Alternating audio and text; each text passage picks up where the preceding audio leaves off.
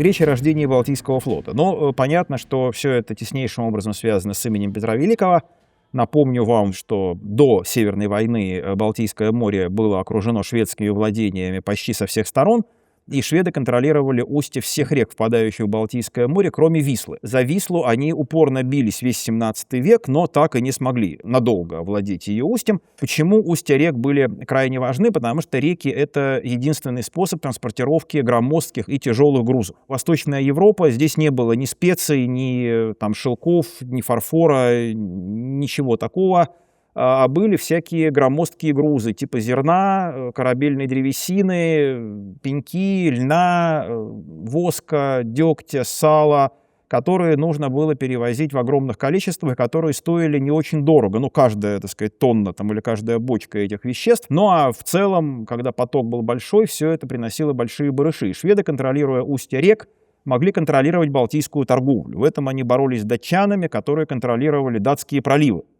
И шведы пытались и датские проливы это контролировать, потому что до 70-х годов 17 века область Сконе, это южная оконечность Швеции, принадлежала Дании. И оба берега проливов были датские. Балтийское море было, если не золотым дном, в известной степени, то серебряным. И для того, чтобы участвовать в морской торговле на Балтике, стоило постараться, что Петр и сделал. Это его оппонент Карл XII, любопытная историческая личность.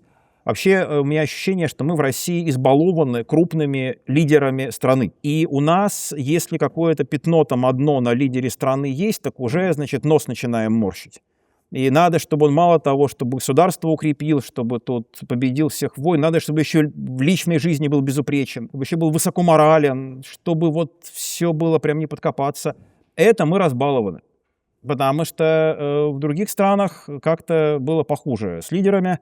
И Карл XII — это яркий пример того, чего у нас, к счастью, не случилось. Очень яркий персонаж, блестящий полководец. Если бы судьба привела его на службу к Петру Великому, он бы стал славнейшим русским полководцем Северной войны. Да хоть к англичанам на службу или французам, он бы заткнул любого Евгения Савойского за пояс с герцогом Мальборо вместе.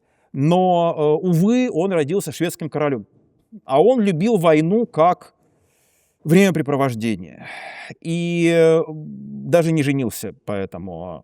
Причем сейчас, когда очень любят разные радужные повестки, не смогли ничего накопать про Карла XII радужного. То есть просто любил войну. И на женщин внимания не обращал, поэтому и на мужчин, в этом смысле тоже. И он, конечно, превосхитил свое время как тактик. Во многом его рисунок сражений, которые он давал, напоминают суворовские. Это стремительная штыковая атака пехоты. Это, в общем, пренебрежение артиллерии, потому что артиллерия слишком медленная. Суворов тоже, кстати, артиллерией довольно сильно пренебрегал, потому что артиллерия была малоподвижна в XVIII веке. Там стремительные кавалерийские атаки, это дерзкие совершенно маневры на глазах у противника. И все это раз за разом у него получалось. Но пока Полтава не случилось. А у Петра I был совершенно другой почерк, он был в этом смысле такой не блестящий, он все пытался обеспечить десятикратную прочность любой конструкции. И сейчас выяснилось, что под Полтавой у Петра было еще больше войск и еще больше пушек, чем считалось раньше, и превосходство русских над шведами было многократным на Полтавском поле. То есть даже если бы Карл разгромил ту часть русской армии, с которой он сражался, его встретило бы не меньший контингент русской армии с еще большим количеством пушек. Петр постарался не дать ему ни единого шанса.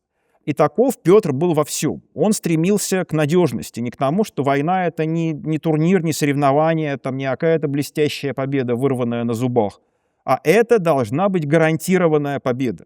Раз уж мы во все это играем. И в этом смысле Петр такой, не романтический герой. И слава богу. На этой карте видны первые эпизоды Северной войны, когда Карл блестящим таким набегом принудил датчан к капитуляции и затем бросился в Прибалтику, разгромил русскую армию под Нарвой, потом бросился под Ригу и там нанес поражение саксонцам. То есть, в общем, все сделал правильно, и поначалу все это выглядело очень здорово. А это мир, в котором жили эти герои. Не обязательный совершенно слайд, но карта интересная к вопросу о том, как не везде были государства в то время. То есть белые пятна, там, конечно, люди жили, но это были какие-то первобытные племена. А государство, обозначенное цветом, Причем соотношение сил этих государств было непривычным. Вот эту таблицу я обращаю не особое внимание. Наконец-то я сделал то, что давно хотел. Я в эту таблицу ввел население стран, которые участвовали, о которых идет речь.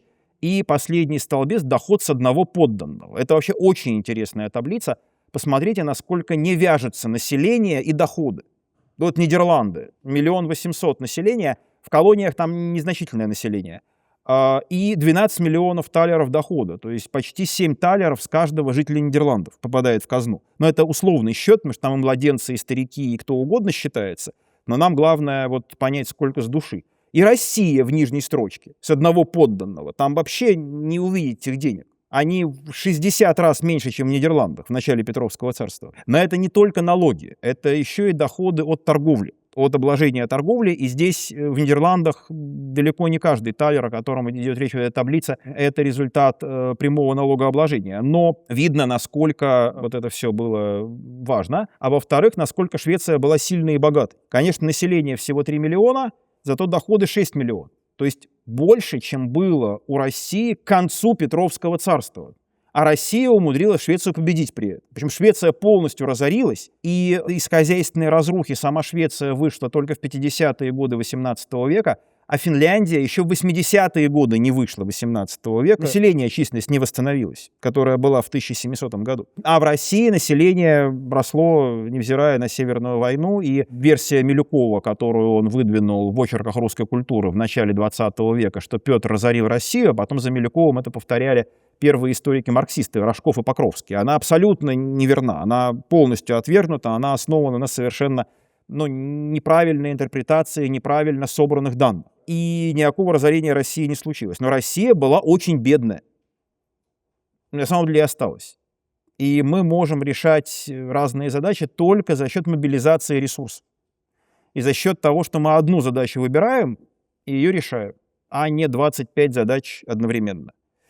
И это вот главный вывод из этой таблицы. Ну и вот те самые торговые пути, контроль над которыми давал вот те деньги, о которых шла речь в предыдущей таблице, и ради доступа к которым, хотя бы к краюшку этих путей, и велась Северная война, и создавался Балтийский флот. Ну и, конечно, в процессе этого достижения этих рубежей, с одной стороны, были созданы регулярная армия, регулярный флот, как инструменты для того, чтобы достичь выхода к морю, а с другой стороны, они же стали ключевыми инструментами сохранения независимости России после этого, потому что Россия вообще включилась в мировую морскую торговлю с той же позиции, что и Индия, Китай, там африканские какие-нибудь государства Западной Африки. То есть она отпускала за море свои товары на иностранных кораблях. Никакого русского торгового флота не появилось, никакие галеоны русские не поплыли там за серебром Мексики или за пряностями там Малукских островов или китайским фарфором. Вот Великая Северная экспедиция — это была попытка проложить путь для русских галеонов вот туда, в Индию и Китай, но потом оказалось, что у нас еще и лед есть. И это очень важный фактор нашей истории. Но речь, что называется, не об этом. Все страны, которые заняли вот эту нишу продавца в этой мировой морской торговле, они все оказались в XIX веке либо колониями, либо полуколониями, кроме России. Почему? Потому что регулярная армия и флот. И в этом смысле фраза кого-то из американских современных, или там начала 21 века деятелей, что Россия — это бензоколонка с ракетами, ради бога. Но важно, что с ракетами. И разница между бензоколонкой с ракетами и бензоколонкой без ракет очень большая. Принципиальная. На самом деле это не вчера возникло. Я не буду там, знаете, рассуждать на тему, хорошо или плохо быть бензоколонкой, но у нас вот эта история давно началась. И поэтому регулярная армия, регулярный флот — это для нашей страны не какой-то предмет, роскоши, это просто живейшая необходимость, потому что иначе нас ждет судьба колонии или полуколонии. Но теперь давайте от общего к частному. Флот в те времена делился на две части. Это корабельный флот, но, собственно, в большинстве европейских стран только он и был. Он состоял из разных судов. Вообще военные моряки только после Великой Отечественной войны начали очень сильно нервничать, когда их корабль называли судном. И когда говорили, что они плавают, а не ходят. До Великой Отечественной войны как-то и спокойно называли и судами все, и говорили, что плавает. В конце концов, есть подводное плавание, оно же не хождение подводное, в конце концов. И капитан дальнего плавания, там, и не хождение. То есть это какой-то вот странный такой момент современный. Ну, не надо моряков раздражать современных военных, но у них там инфаркт случится, поберегите их. Называйте то, на чем они ходят, кораблями. Но в XVIII веке корабль — это определенный тип парусного вооружения. Это трехмачтовое судно с прямыми парусами в основном, ну и небольшим количеством косых парусов на бизань-мачте. Корабль делился на две разновидности. Это, собственно, корабль, линейный корабль, который начинался от 50 пушек, и у него было обязательно две закрытые артиллерийские палубы и одна открытая, и фрегаты, которые начинались, ну, там, 40 пушек и ниже, и у них была одна закрытая артиллерийская палуба. Два судна, которые вы видите, это реплики. Это фрегат «Штандарт», вот здесь вот, который построен был еще в 90-е годы, но сейчас он бороздит воды Средиземного моря в данный момент. И корабль «Полтава», который был построен относительно недавно, стоит у нас в Петербурге. «Штандарт» — это как раз представитель первой серии фрегатов Балтийского флота. Это очень маленький фрегат, 24-пушечный. Такие фрегаты потом стали называться корветами в XIX веке, а раньше в России их называли шлюпами. И, собственно, те самые шлюпы, там, «Восток» и «Мирный», на которых открывали Антарктиду, это маленькие фрегаты, у которых не было закрытой артиллерийской палубы. Но в Петровское время их не выделяли из фрегатов вот этой вот совокупности. И «Полтава» — это первый линейный корабль Балтийского флота. То есть две эти реплики — это, значит, два первых корабля в своих классах на Балтике. И на Полтаве я все-таки надеюсь, что когда-то станет общедоступным музей, который там построен, и наконец-то его можно будет посетить, потому что действительно на сегодня это лучшая реплика корабля XVIII века, которая существует. Ну, там понятно, что, может быть, потом построят лучше, но пока это лучшая реплика. Второй флот — гребной. Гребной флот существовал не во всех странах. Ну, скажем, в Англии его вообще практически не было. Он был во Франции, в Испании, немножко в Дании, совсем немножко в Швеции. В основном это наследие средиземноморских традиций, и главным таким самым красивым представителем этого флота была галера. Между прочим, есть мнение, что галеры были придуманы еще в Древнем Риме, и что пентеры — это на самом деле галеры. Ну, есть гигантская дискуссия, что такое пентер. Может быть, это и галера настоящая, с 5 гребцами на весле, в этом смысле она пентера. Но мы этого точно не знаем. И галеры на Балтийском флоте тоже начали строить, но не сразу. Долго искали идеальную конструкцию галеры, изучали венецианскую школу, французскую школу, турецкую школу. В конце концов остановились на том, что французские галеры являются наиболее правильными. И у нас уже с конца Петровского царствования строили галеры по французскому манеру, и они существовали до конца XVIII века. Но галера на реках была довольно таким сложным для плавания судном, поэтому, когда только русские вышли на Балтику, их гребные суда были представлены не галерами, а бригантинами. Ну, вот это один из вариантов облика бригантины, одномачтовое судно с очень простым парусным вооружением, с веслами, но на самом деле от бота, например, палубного, она мало чем отличалась. Одна из проблем изучения вот этого флота мелких судов заключается в том, что было очень много мелких разновидностей, каждая из которых имела свое название. А иногда одно и то же в разных местностях Европы называлось по-разному, и разные мастера просто по привычке называли одно и то же разными словами. В документах это все, значит, увеличивалось. Нам очень трудно свести показания письменного источника с вещественными источниками и изображениями. В этом смысле, кстати, социальные сети — это прекрасный источник. Через несколько десятилетий все ваши социальные сети станут великолепным историческим источником о повседневной жизни. И самое главное, что там картинки соединены с текстом. И нейросети будут изучать, ну, в смысле, по заданию историков, потому что историков не хватит, чтобы весь этот массив обработать, а нейросеть прекрасно со всем справится. Поэтому больше постите в социальных сетях, там, больше пишите, вы оставляете источник исторический, это прекрасно. И островские лодки. Ну, островские лодки — это, ну, есть тоже спор, как они выглядели, но это довольно большие гребные, ну, лодки, собственно говоря, которые служили для перевозки. Ну, тут вот дальше интересный момент. Если парусные корабли, они были специальной постройки, боевые, вооруженные артиллерией, то гребные суда, кроме галер, были универсального назначения. На них можно было и грузы возить, и пехоту возить, и сами галеры стали средством перевозки пехоты, потому что к концу Северной войны все солдаты умели грести, И как писали иностранцы, каждый пехотный капитан умеет управлять галерой. Потому что примерно рота пехоты влезала на галеру, и капитан ей же и командовал пехотной. Но и там было несколько матросов в экипаже этой галеры постоянно. Потому что каторжники у нас не прошли, не зимой помирали. Ну, потому что в Венеции, там где в Генуе, они круглый год жили на галерее и выдерживали это. А у нас круглый год не получалось. И у нас не было столько каторжников еще к тому же.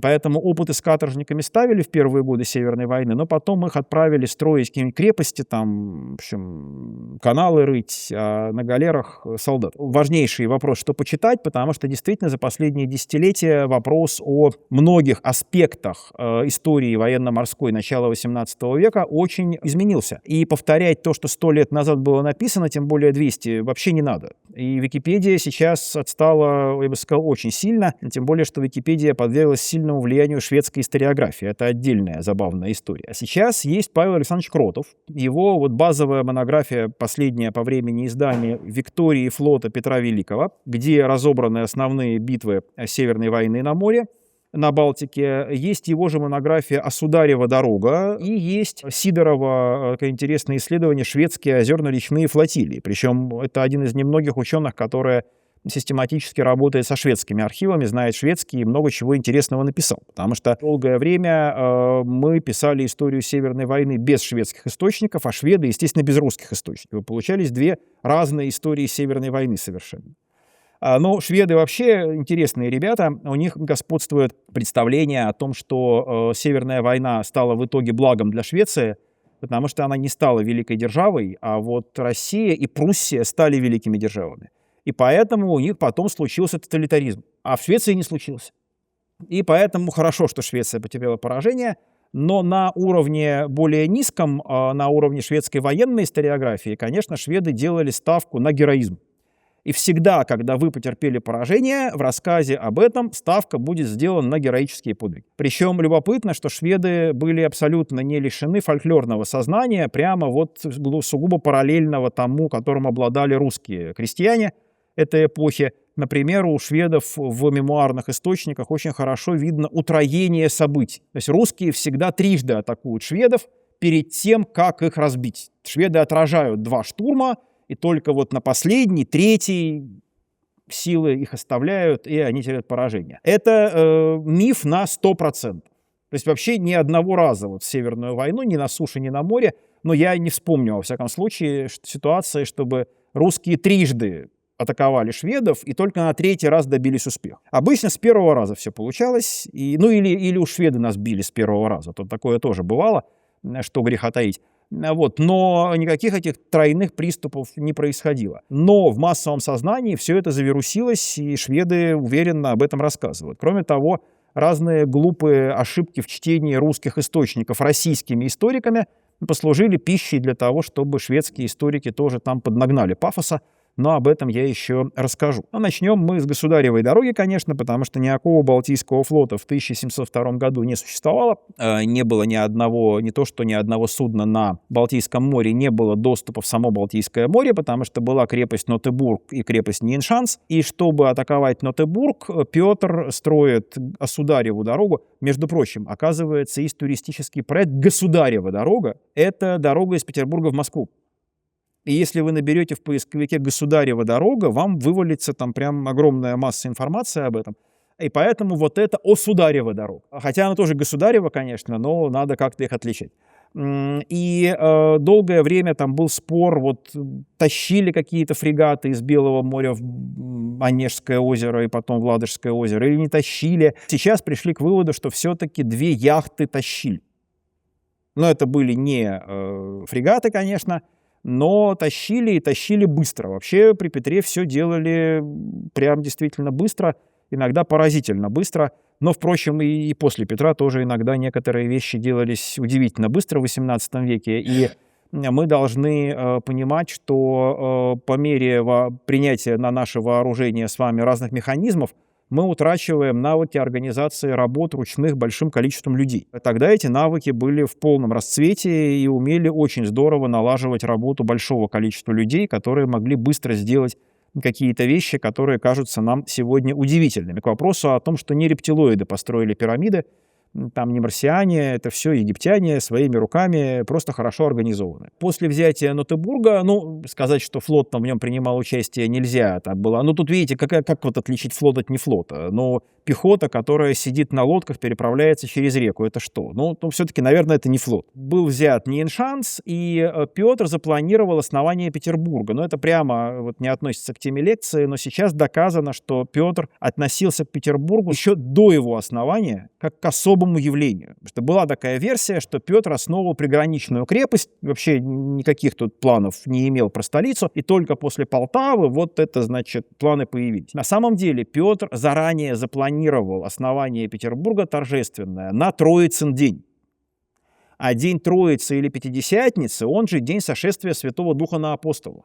Это день, когда апостолы пошли проповедовать христианство по всему миру, будучи наделенными знанием там, всех языков. Таким образом, Петр давал понять, что Петербург — это апостол его реформ. Это вот явление, которое будет проповедовать его реформы в России. Когда он это запланировал, больше чем за месяц это было запланировано, понятно, что работы начались, то есть речь шла о торжестве закладки города.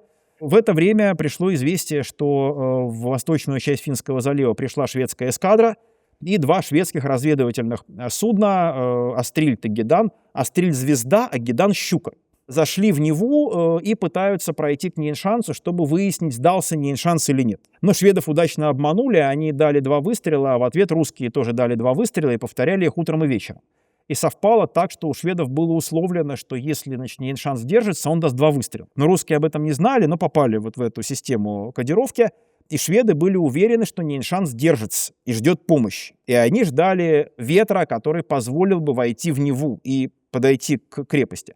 Но тем временем Петр организовал своих гвардейцев с Меньшиковым, они атаковали в устье Невы Астрильда. Но это устье Большой Невы, это в районе Екатерингофа, вот в ту сторону. Там даже есть соображение, где конкретно это было, но надо понимать, что облик Невских берегов очень сильно изменился, и ширина Невы уменьшилась почти в 2 раза благодаря строительству набережных, но при этом глубина Невы увеличилась до 4 раз. В петровское время Нева была глубиной 8 футов, и в Неву не пускали суда с осадкой больше 7 футов, то есть больше 2 метров 10 сантиметров. А сейчас у нас 8 метров. Суда ходят по фарватеру и за дно не задевают.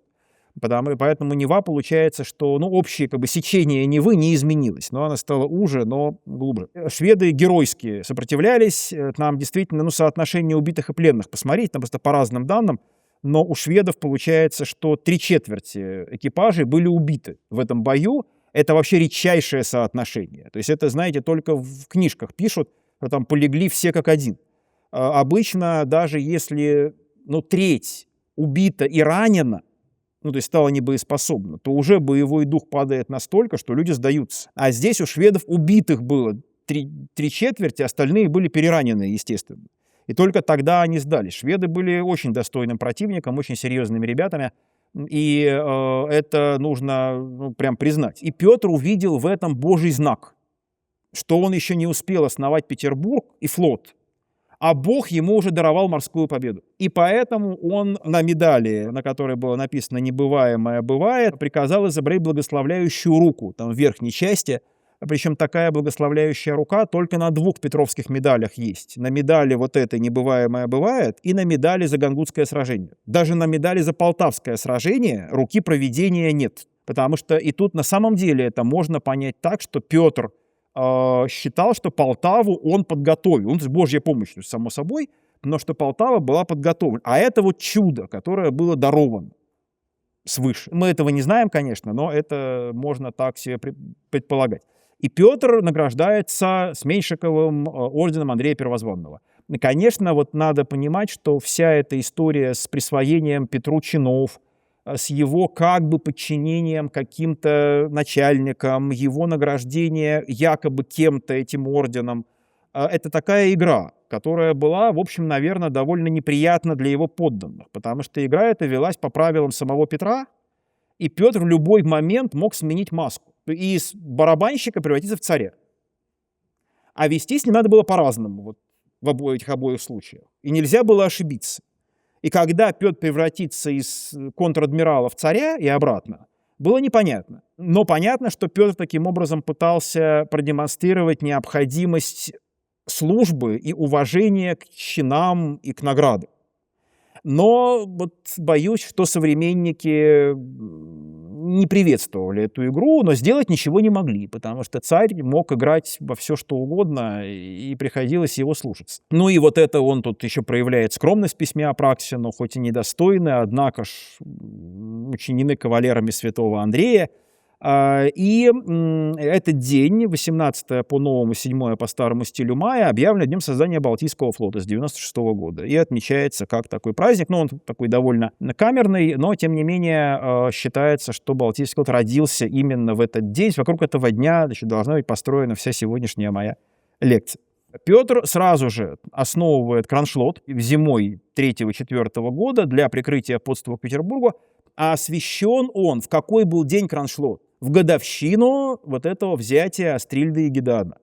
Потому что Петр продолжает считать эту дату исключительно важной. Потом уже эта дата немножко там замылилась, что называется, с течением времени, но поначалу он считал ее очень важной. И вот так, вероятно, выглядел Кроншлот, форт Кроншлот на проектных чертежах. Как он выглядел на самом деле, мы долгое время вообще не знали. Тут видны общие черты, что это башня с 3 ярусами, покрытая такой островерхой крышей. В каждом ярусе стоят пушки. Форт был деревянный, с промежутками между деревянными стенами, заполненными там, в общем, чем-то, на ряжевом основании. Ряжи — это срубы, как изба без крыши, заполненные камнями. Причем русские очень ловко придумали на льду эти ряжи собирать, наполнять камнями, потом они проваливались под лед и становились на свое место. Но там тоже надо было их, нельзя было дожидаться ледохода, надо, чтобы они утонули сразу же, потому что иначе их могло снести с того места, где они были собраны. Поэтому не надо думать, что все автоматом происходило, это был тяжелый труд. Но, с другой стороны, была такая специальность крестьян-отходников, которые назывались ледоколы. И ледокольный переулок у Зимнего дворца современный, он в честь тех ледоколов, а не в честь ледоколов судов. Потому что для погребов зимой заготавливался лед, и это была налаженная индустрия еще в допетербургский период. Поэтому пилить лед умели, и были специальные приспособления для этого. Ну вот эта карта того, что происходит в 1704, 1705, 1706 годах. Шведы сразу же пытаются Петербург отбить обратно, но другое дело, что у них это не получается, и в нашем сознании эти события, ну так как-то вот на периферии находятся. Тем не менее, это были горячие бои, и недавно Борис Вадимович Мигорский обнаружил рисунок с натуры, изображающий Кроншлот летом 1705 года. И он хранится в Национальном архиве Швеции, потому что шведы, которые пытались атаковать Кроншлот, зарисовали то, что они видели.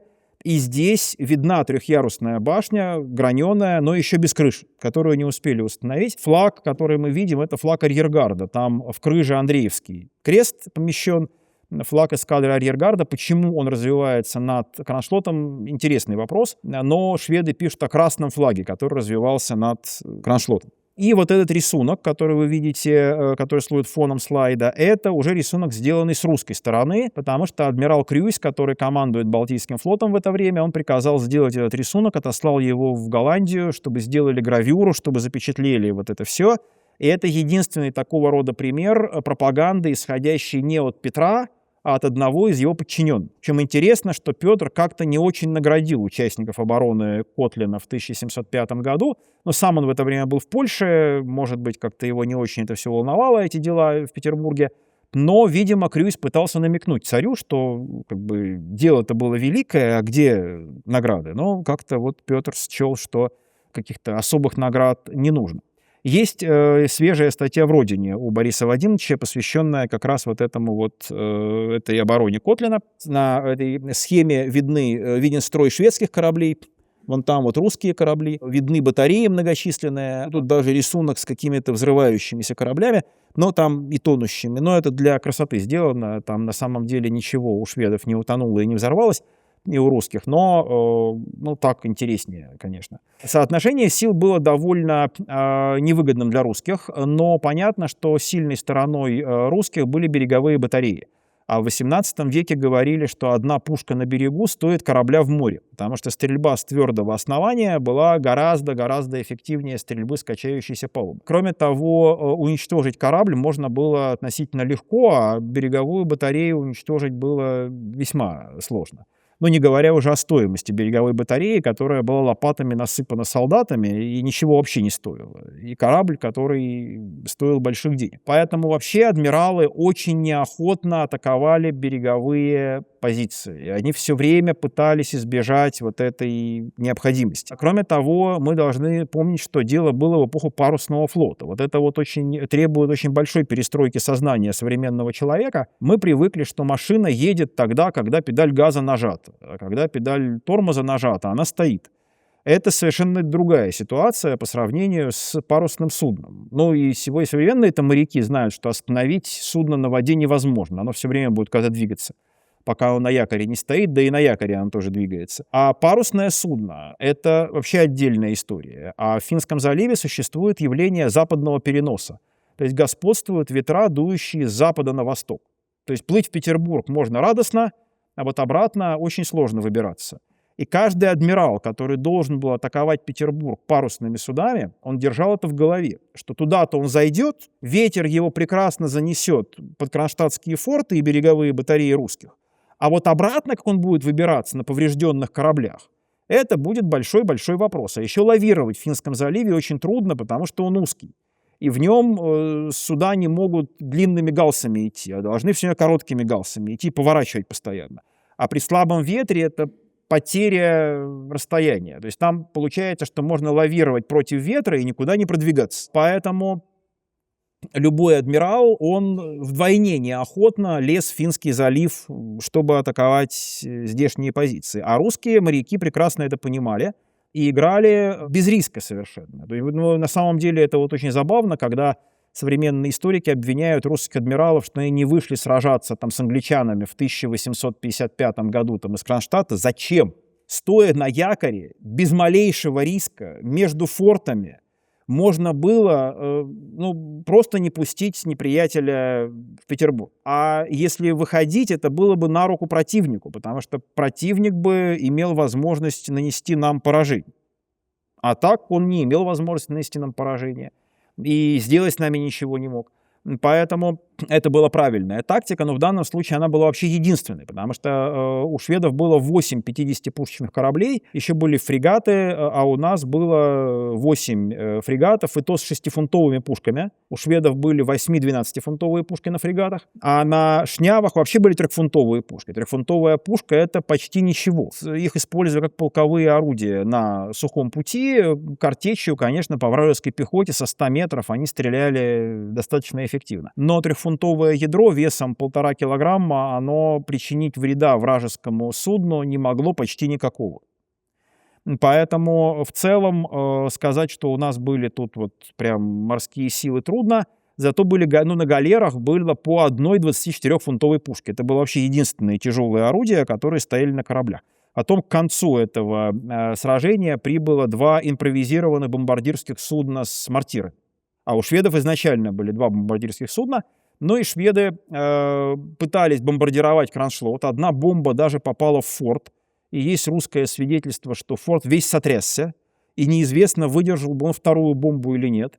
Но поскольку разброс был очень большой, то шведы писали, что 1000 рыб поднимали эти бомбы, там они разрывались в воздухе очень красиво, но вреда практически не наносили. Шведы пытались дважды высаживать десант, и оба раза десант был отбит с большими потерями, особенно второй десант, когда шведы высадились по колено и по пояс в воду, пошли к берегу, а там оказалось глубокое место.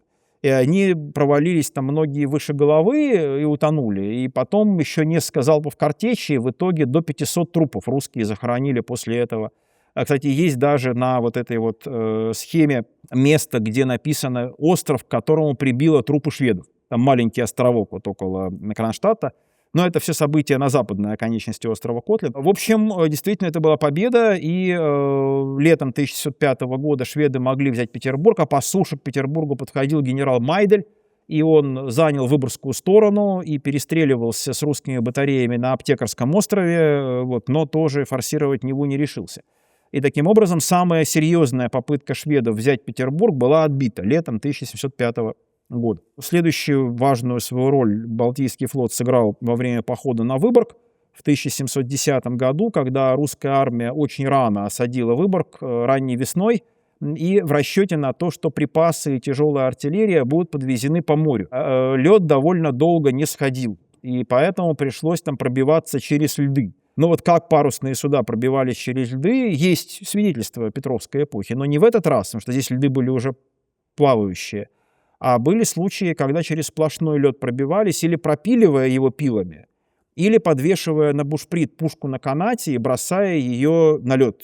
Пушка проламывала лед, мы ее поднимали, снова бросали и потихонечку тянули судно между вот этими ледяными полями, устанавливая на льду, может быть, даже ворот, или якоря забрасывая на лед и подтягивая, судно на якорях таким образом. То есть это была мучительная совершенно история, но вот эта гравюра Пикарта показывает такой идеальный боевой порядок русского флота в походе к Выборгу.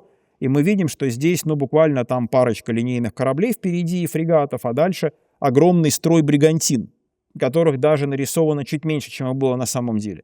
И несколько галер еще сзади, потому что при отсутствии инфраструктуры строительство мелких судов представлялось реальным. А строительство больших судов — это была большая проблема. И я должен подчеркнуть, что России было очень плохо дело с лесом судостроительным. Казалось бы, у нас леса много, но это не тот лес, который нужен. Мачтовый лес у нас прекрасный на северо-западе, сосны, тут все идеально. Но для корпусов нужен был дуб.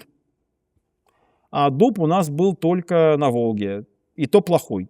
Вообще хороший дуб растет в Англии Южной, чуть похуже в Пиренеях растет. В целом во Франции растет дуб, третьего сорта уже. А у нас растет дуб вообще какого-то там позабытого сорта. Когда строили реплику Полтавы, ее «Газпром» профинансировал строительство из дуба. Это стоило бешеных денег, но вот люди, которые работали на строительстве, говорят, что примерно 2/3 древесины пошло сразу же в брак. То есть распиливали ствол, гнилой внутри. Следующий несите ствол, следующий гнилой, но третий ствол может быть не гнилой. Не говоря уже о том, что сам дуб по плотности, по однородности древесины очень сильно уступал вот этому английскому дубу. Не случайно в Англии дуб — это такое мифологизированное растение, потому что дуб требует равномерной температуры и равномерного увлажнения круглый год. А ни того, ни другого у нас нет. Плюс к этому даже этот плохой дуб приходилось везти издалека. Иногда 2 навигации везти в Петербург. А для того, чтобы строить корабли, должны были специальные люди, которые занимались заготовкой леса. Не просто нужно было рубить там, прям все деревья, нужно было их выбирать. И люди имели наметанный глаз, они видели конкретные детали кораблей конкретного размера, в данном дубовом стволе. И их сразу же рассортировывали на комплекты и собирали древесину. Почему строили вплоть до середины XIX века линейные корабли с разным количеством пушек? А почему нельзя было один тип какой-то идеальный найти и строить только его? Потому что тогда пропадало бы слишком много дерева. А если мы строим корабли небольшие, средние и большие, то мы все стволы можем использовать с максимальной отдачей. Когда судостроение наладилось, то в течение многих лет собирали эти комплекты, готовые комплекты эти настаивались, как старое вино прямо, и когда нужно было, их брали целиком и пускали в работу. А чтобы высушить дерево хорошо в наших условиях, нужно было хранить его в отапливаемом помещении 20 лет. Новая Голландия построена ровно для этого, для того, чтобы под крышей вертикально стояли эти стволы и 20 лет приходили в себя, иначе они трескались. А в Англии под навесом это все сохло на улице, и при равномерном увлажнении сохло еще гораздо лучше, чем у нас. Конечно, проблемы технологические с судостроением были гигантские, не говоря уже о том, что не было ни системы заготовления этого леса, ни системы его подвоза, ни верфей не было, ничего вообще не было. И все это было создано с нуля. За эти первые годы существования Балтийского флота. Это гигантская работа, объем которой трудно себе представить. Еще и при скорости тогдашней коммуникации. То есть нельзя было видеоконференцию устроить там, Петру из-под Полтавы дать указания своим людям в Казани, там, телеграмму хотя бы отбить. И это все было сделано, тем не менее. И нужно очень сильно постараться, чтобы представить себе, какими усилиями все это было сделано. И после взятия Выборга, конечно, поскольку артиллерия была доставлена, поскольку крепости был нанесен большой ущерб, Выборг сдался, потом сдался Киксголем. В общем, как писал Петр, крепкая подушка Петербургу теперь совершенно положена. Можно было наступать в Финляндию, и все наступление в Финляндии в 13 году было обеспечено грибным флотом, который к этому времени уже оперился, который уже был достаточно многочисленным. Финляндия южная, по идее, представляла собой идеальное место для обороны. Это множество речек, впадающих в Финский залив, текущих с севера на юг, и представляющих собой естественный рубеж для наступления на запад. На каждой речке можно было оборудовать укрепления и обороняться. Но русские галеры все время обходили шведские позиции.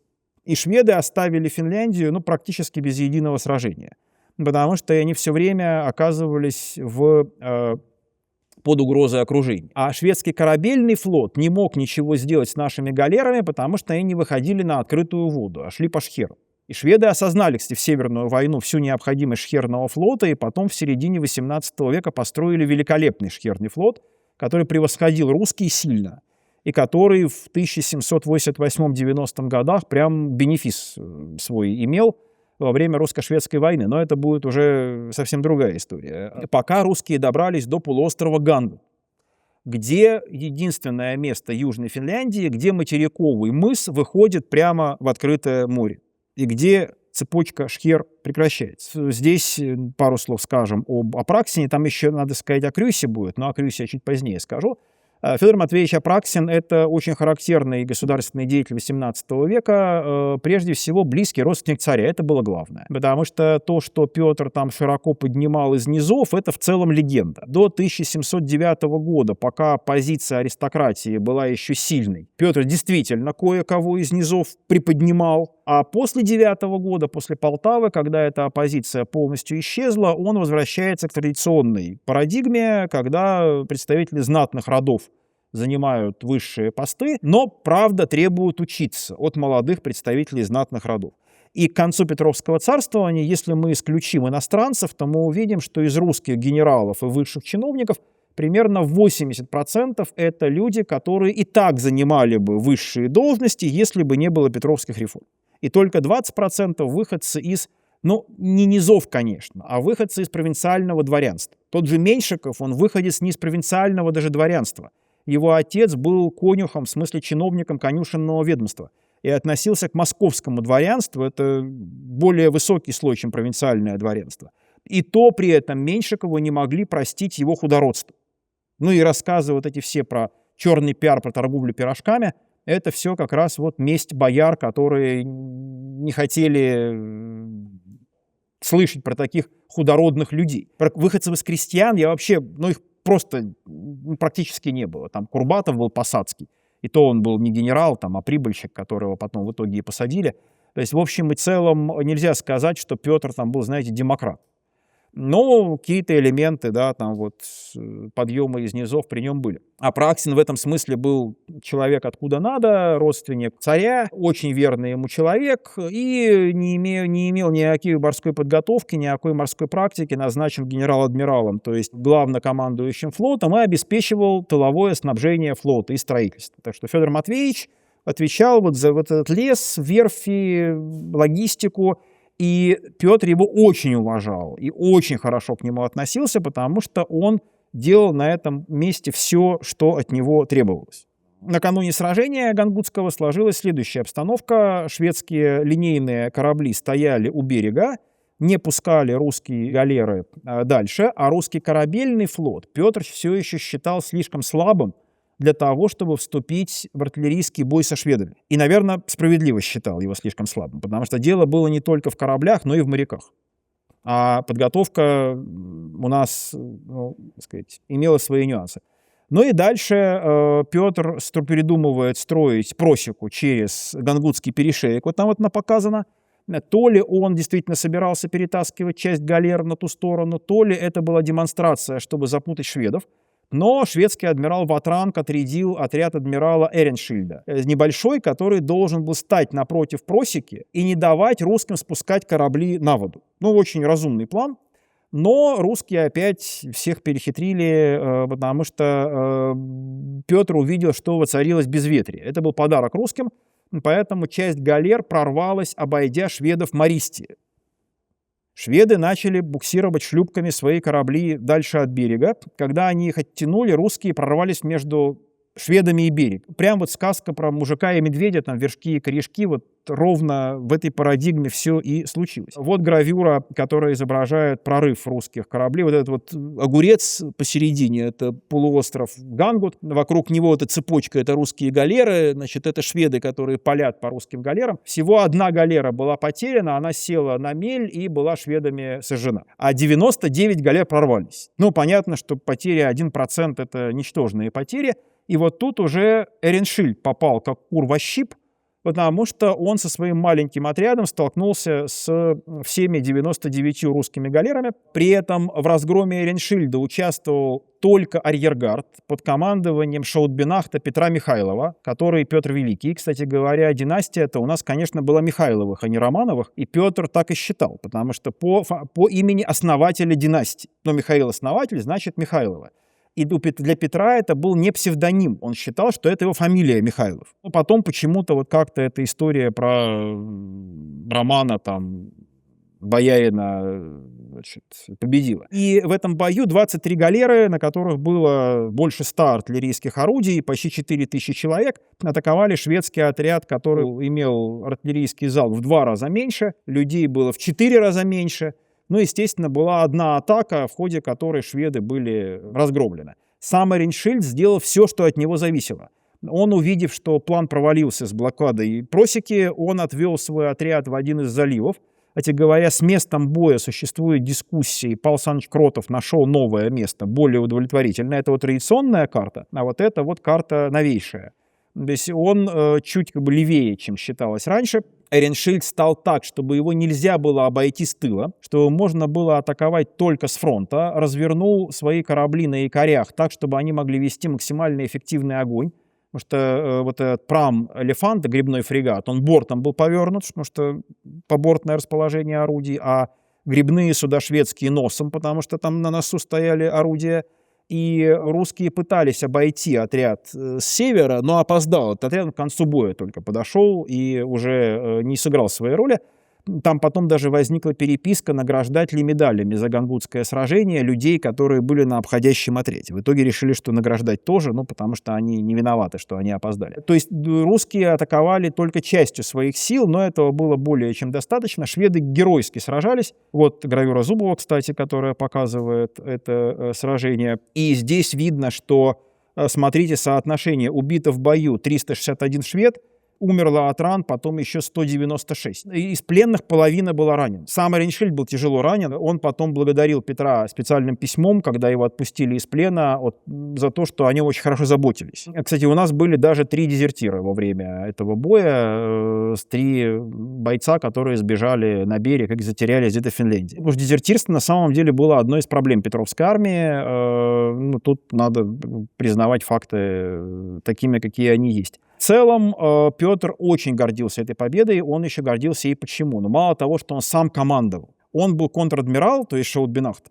а он взял в плен вражеского контр-адмирала. То есть с точки зрения статуса они были в равных позициях. И во время всей войны за испанское наследство ни англичане, ни французы, ни испанцы, ни голландцы, никто не взяли в плен ни одного адмирала вражеского. А тут наши взяли целого шведского контр-адмирала. И это был полный восторг. И Петр устраивает триумф, конечно. Вот этот триумф изображен. Торжественный ввод шведских кораблей в Неву. Кстати, это Петр сам придумал. Вот сухопутный триумф он, конечно, подсмотрел у римлян. И в Москву входили русские войска после Полтавы, например, как в Древний Рим, триумфаторы. А морских триумфов у римлян не было. Потому что Тибр — это мелкая речонка, по которой ничего плавать не может, а Нева большая. И Петр придумывает морской триумф, ввод кораблей в Неву, на Троицкой площади триумфальные ворота, тут потом сухопутная процессия. Это же чистый восторг. Медали, конечно, отчеканили, и золотые, и серебряные. По рангам раздавались: золотые офицерам, серебряные нижним чинам. Кстати, на них не было ушка или петельки, их припаивали потом или пробивали дырочку. Они были в размер рублевой монеты, то есть можно было расплатиться в кабаке этим рублем. Но никто так не делал, потому что это носили на груди, на Андреевской ленте, как символ доблести. И, кстати, традиция награждения медалями — это чисто русская традиция. Это вот прям коренная наша традиция, идущая из 15 века. Это очень интересная история. Дальше прям даже песню написали. Но ее петь очень сложно современному человеку. Но поверьте, что эта песня про то, как, значит, Петру еще дали чин вице-адмирала после этого. Поэтому виват вице-адмирал, как он в Шаудбинах там был, неприятелей побил. Он всегда побивает, когда сам прибывает. Ну и так далее. Вот это вот один из транспарантов с триумфальных ворот, двуглавый орел, который поймал слона. И лозунг «Русский орел мух не ловит». А почему льва? Потому что флагманское судно Эреншильда называлось «Элефант», то есть слон. И русский орел поймал шведского слона. Ну, просто вот лучше не бывает. Вот об этом надо кино снимать. И теперь у нас есть День воинской славы России, но не в тот день, который надо. Это вообще наша боль, потому что когда придумывали Дни воинской славы России, ну, я бы сказал, рандомно перевели даты в новый стиль. То есть как хотели, так и перевели. И у нас поэтому довольно большой хаос. Напомню, что для 18 века мы прибавляем 11 дней к старому стилю, чтобы получить новый. Поэтому 27 июля — это 7 августа. А здесь прибавили 13, так как будто в 20 веке было дело, и получилась ерунда, если честно. Но официально оно вот так празднуется. И официально это день Гангутского сражения, а на самом деле оно еще и Гренгамское сражение. То есть Бог тут еще раз себя проявил, но Петр явно вот точно в этом убит 3-й раз уже. Потому что еще и Гренгамское сражение случилось в тот же день, что и Гангутское. А Петр на самом деле был человек верующий. Другое дело, что он был верующий эпохи Просвещения, и он считал, что религия может быть доказана экспериментальным путем. Но чтобы вы немножко развеселились, есть такой анекдот о Петре, ну, то есть реальный случай, когда они с известным Яковом Брюсом, чернокнижником, там, автором календаря и так далее, ехали через Новгород. Петр повел его в крипту Софийского собора, стал показывать мощи святых и стал этих тела святых сгибать руки, разгибать ноги, там, сажать их, в общем, показывать, что они прям нетленные. И говорил Брюс: вот может у вас такое что-нибудь быть? Но Брюс на самом деле сказал бы, что сколько угодно у католической церкви, там 5 черепов Иоанна Крестителя, в общем, ну, много чего есть. Вот. Но, видимо, на всякий случай Брюс решил, что не надо спорить, и сказал: нет, ну, Ваше Величество, только православная церковь такое может. И это очень, как бы сказать, очень по-петровски. То есть это еще вот интересный этап развития этого сознания, когда люди не видели противоречия между научным и религиозным мышлением. И все это было очень органично. Ньютон, кстати говоря, был известен как богослов своим современникам, а то, что он открыл там какие-то законы физики, это было побочное его занятие. Поэтому рисовать Петра как атеиста абсолютно некорректно, это прям вот, ну, насилие над его внутренним обликом. Но еще одним таким триумфом стал Эзельский бой. Но Эзельский бой, чтобы понять, насколько это было здорово, нужно о событиях 1713 года, лета, немножко рассказать, которые были не такие блестящие, как хотелось бы, и которые, возможно, навели Петра на мысль, что не надо выводить русский корабельный флот в 14 году при Гангуте сражаться со шведами.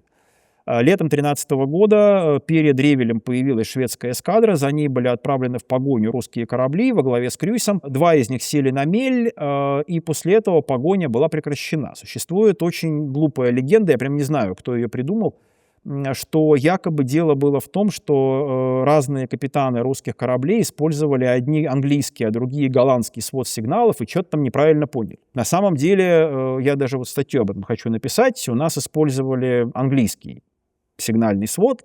Ну, сводом это нельзя назвать. Это было там около 20 боевых сигналов, и это было все примитивнее там на 4 порядка, чем то, что потом придумали к 20 веку. Но Петр решил, что Крюйс проявил недостаточную энергию. Там сел флагман его на мель, и Крюйс спустил флаг сигнальный, означающий погоню. Причем потом Крюйс оправдывался тем, что он считал, что он не может держать этот флаг, потому что его корабль не может никуда идти. А его подчиненные поняли так, что это сигнал прекратить погоню. Ну и шведов отпустили. И Петр отдал Крюйса под суд. Крюйса приговорили к смертной казни, потом сослали в Казань, потом Петр его вернул уже только в 17 году обратно. И в целом авторитет голландской морской школы после этого в глазах Петра рухнул очень низко. И, видимо, где-то с этого времени Петр начинает ориентироваться исключительно на британские образцы.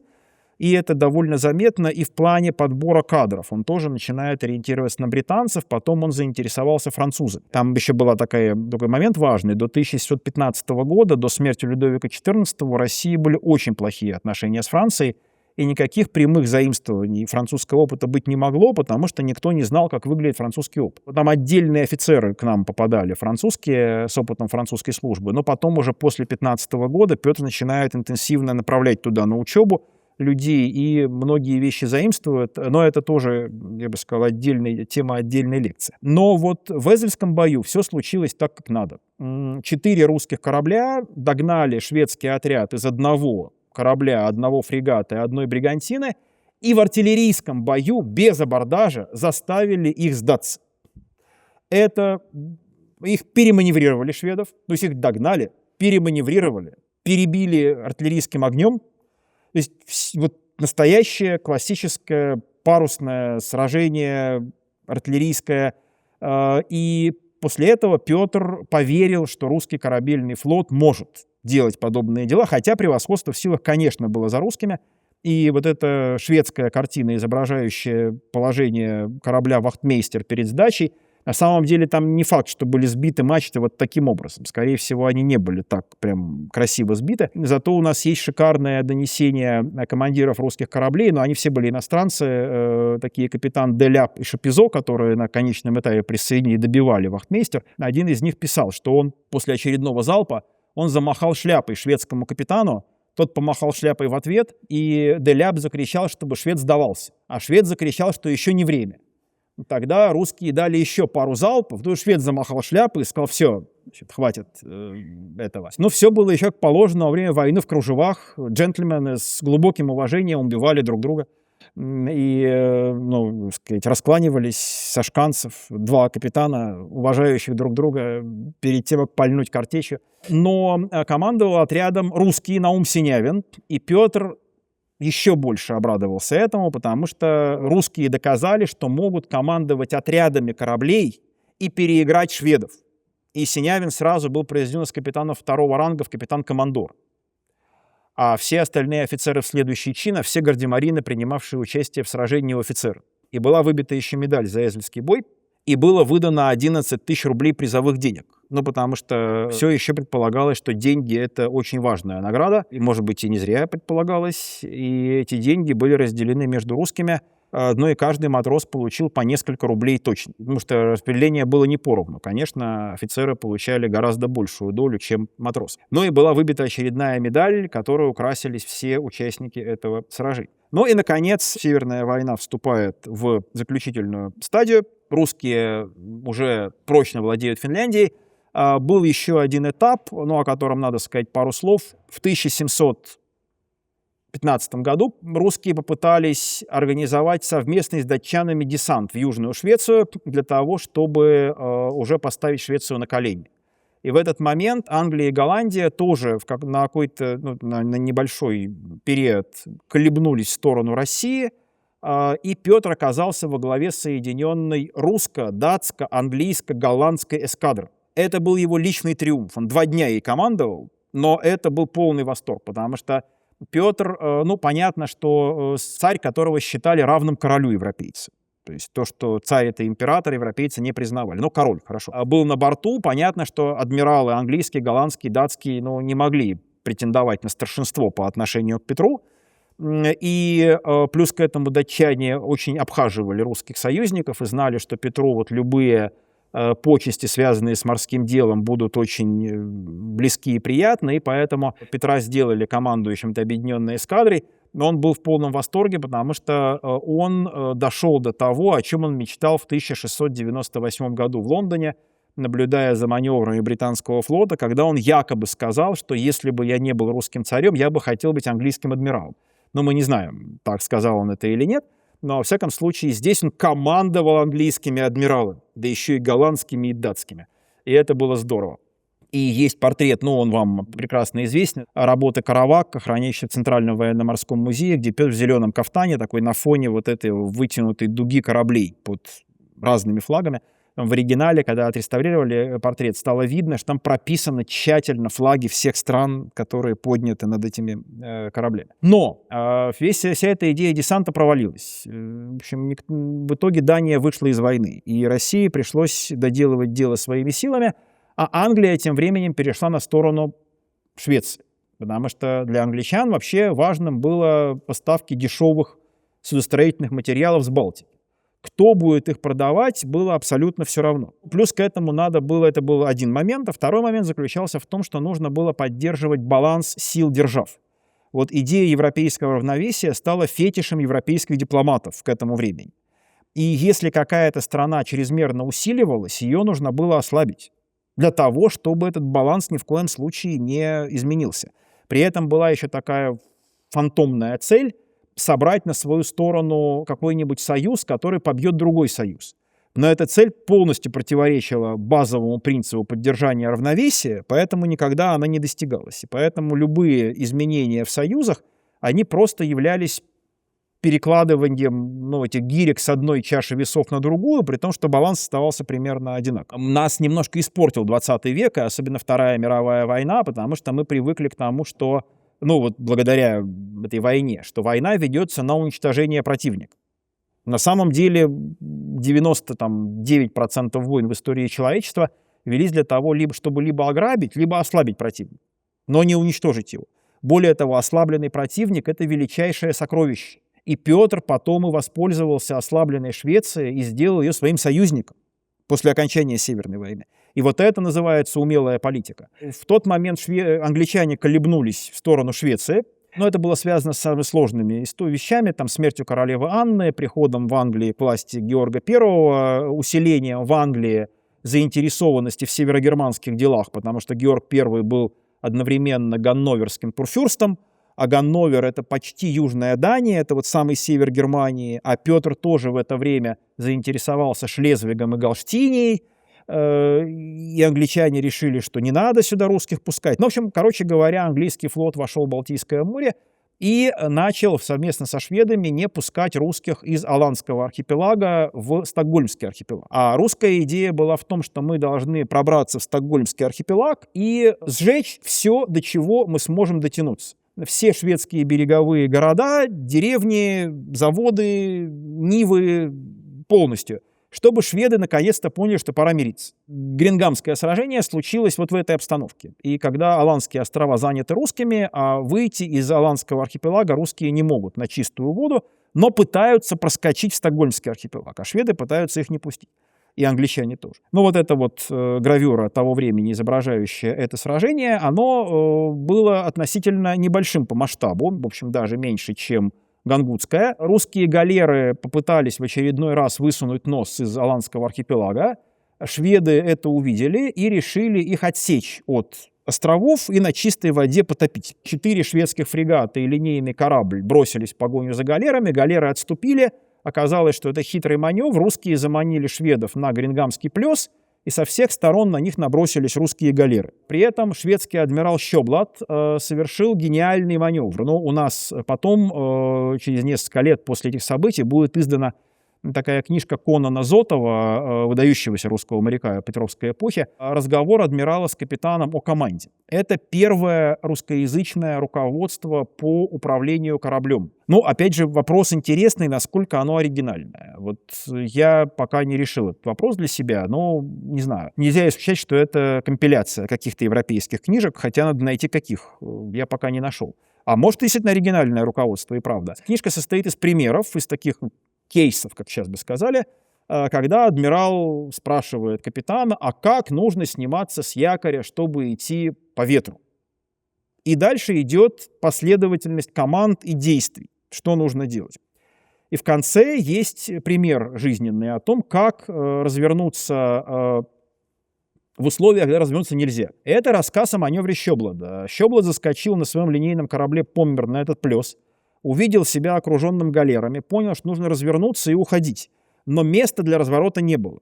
Он приказал отдать якорь, на якоре его развернуло, После этого якорный канат был отпущен, и корабль пошел в противоположном направлении.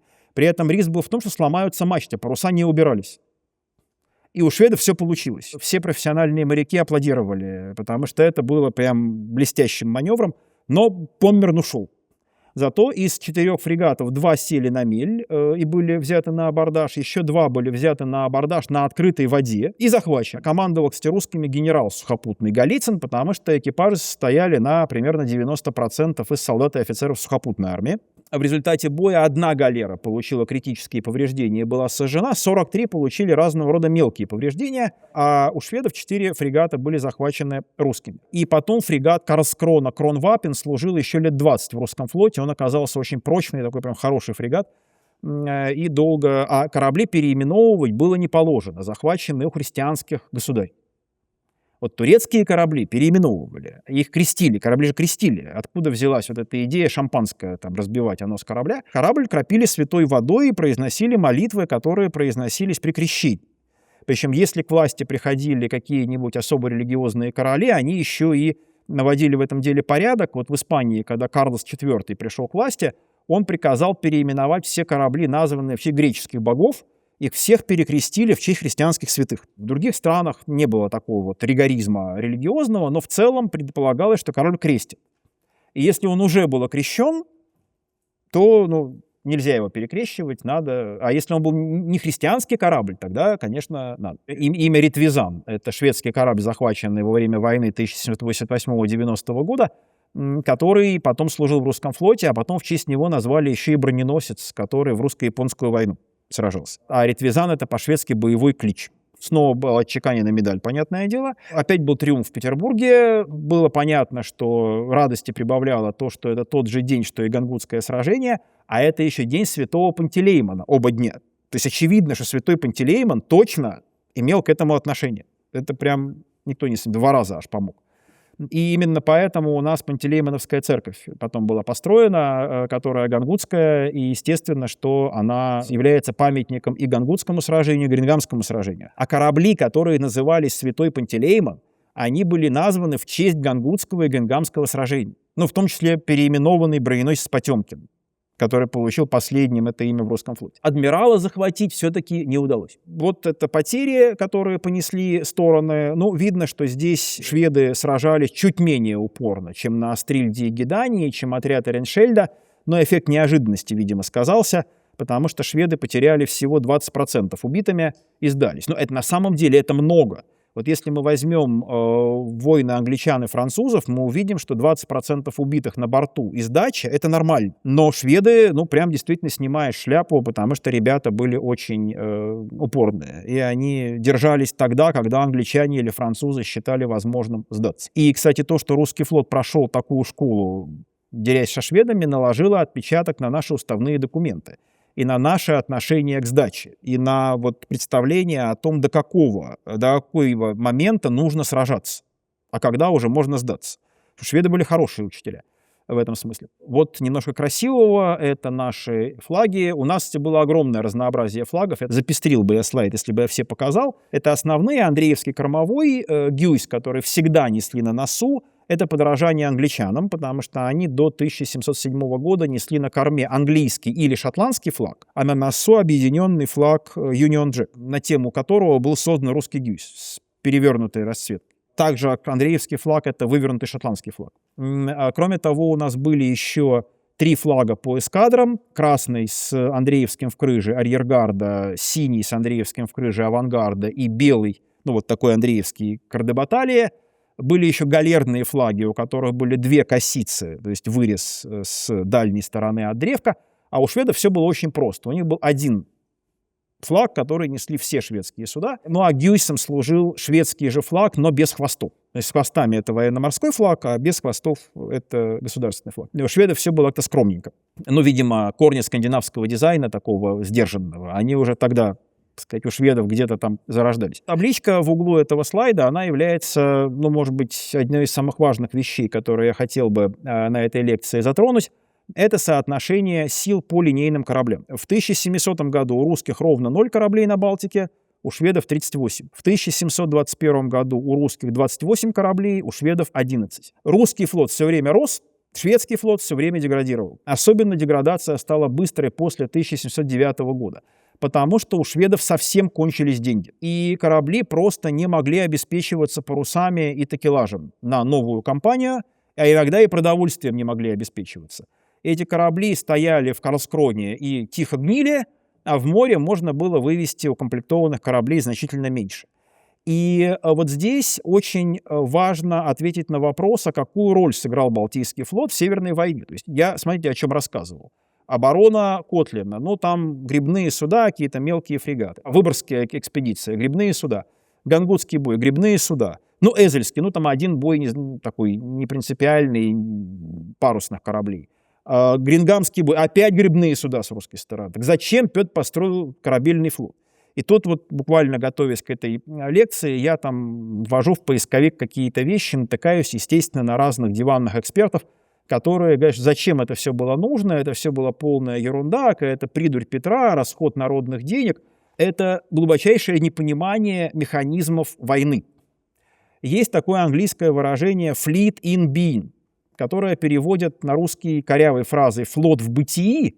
Но один вот тонкий специалист по истории начала 20 века флота, Сергей Евгеньевич Виноградов, очень рекомендую его книжки про разные железные наши корабли. Это божественные книжки, в которых человек человеческим языком объясняет про заклепки. Гуманитариям всем понятно все. Прям вот рекомендую. У него про императрицу Марию есть монография, в общем, много про что. Он предложил перевод «флот сущий». Он гораздо более красив. То есть сам факт существования флота является стратегическим фактором. Это как ядерное оружие. Ну, никто же не жалуется, что его не применяли последние 70 лет, да? Нет тех, кто жалеет об этом, да? А зачем оно вообще нужно? Давайте его распилим. Но всем понятно, что это сдерживающий фактор, который оказывает психологическое воздействие, и который там, в общем, много на что влияет. С флотом один в один та же ситуация. То есть сам факт, или с крепостью. Вот Петропавловскую крепость ни разу не осаждали. Зачем она была нужна? Народных денег зарыли сколько. Или Кронштадт ни разу не штурмовали с моря. То есть тоже был не нужен абсолютно. В том-то и дело, что крепость была построена настолько мощная, что противник не решился ее штурмовать. И очень хорошо, потому что вдруг противник был бы дерзкий и умелый, и не дай бог бы ее взял. Ну, Суворов какой-нибудь тут, знаете, или Нельсон приплыл бы к нам и взял бы Кронштадт. Лучше не надо, чтобы пробовал. И лучше не надо, чтобы кто-то проверял, полетят наши ядерные ракеты в нужный момент, куда надо, или нет. Пусть они лежат там, где они лежат, на боевом дежурстве стоят. С флотом подобная же история. Если противник отказывается от сражения с вами, уходит в свои гавани и разрешает нам делать то, что мы хотим, флот сыграл свою роль. Этого достаточно. Это не футбол, где мы там можем любоваться вот победой, там, вот она там какая победа была, там выстраданная, не выстраданная, по пенальти, не по пенальти, кто красивее забил. Нет. Это ситуация, когда лучше всего, как Сунь-Цзы говорил, что лучший полководец вообще не дает сражений. Потому что его враги и так испугались. И капитулировали.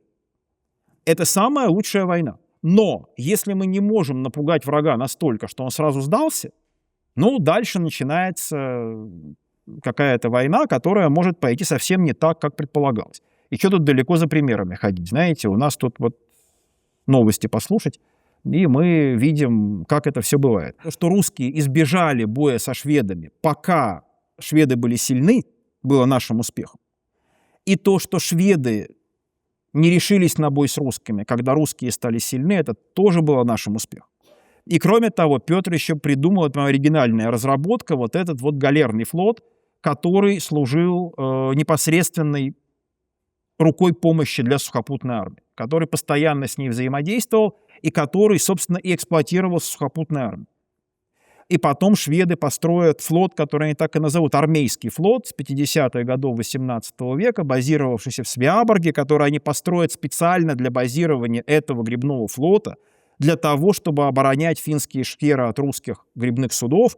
Ну и в 1788-90 году вся эта история пройдет свою проверку, и надо сказать, что шведы неплохо, в общем, учли итоги Северной войны и даже нанесли русскому флоту поражение во втором Роченсальмском сражении.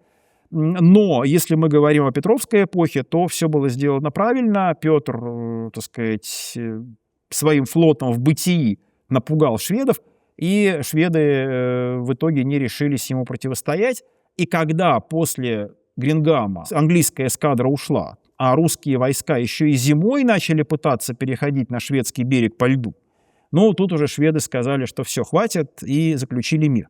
Хотя если бы Карл XII был мудрым политиком, он бы еще сразу после Полтавы заключил мир на гораздо более мягких условиях. А потом, опять же, диванные эксперты долго возмущаются, зачем еще Петр заплатил шведам 2 миллиона рублей. Треть бюджета Швеции, между прочим, ну, такого хорошего бюджета, жирного, 1700 года.